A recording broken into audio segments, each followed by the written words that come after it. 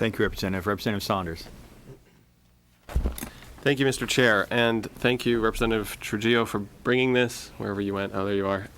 This is a hard one. This is a controversial one.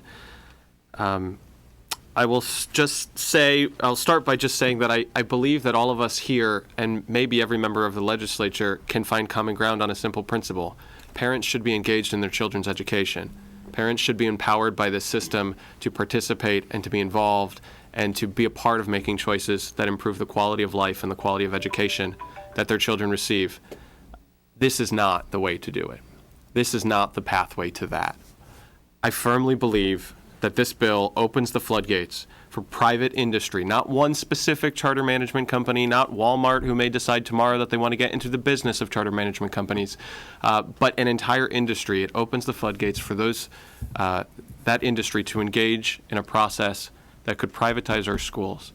And I think that's terrifying. There is no mechanism for parents to re-engage the system and move a system that's been transferred back into a traditional public school. There's no mechanism for us to navigate, to understand who is putting money into a nonprofit organization that is then paying people to collect petitions. There's no mechanism or transparency in this bill that allows us to see who is putting money into a nonprofit that is then spending potentially millions of dollars to persuade parents that they need to sign a petition.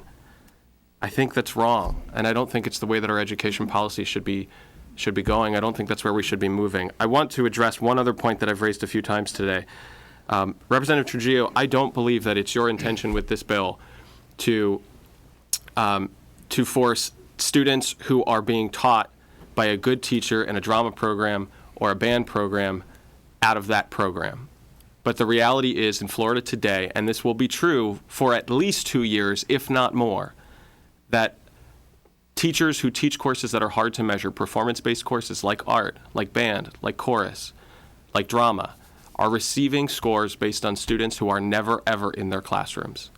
And the idea that a drama teacher who may be the only one in a school could receive a negative score and have every student in that program rejected from that program, any path back for that student to participate in that program, I think is wrong. And while you may not get me to support this bill today or through this entire process, I believe you when you say that that's not your intent.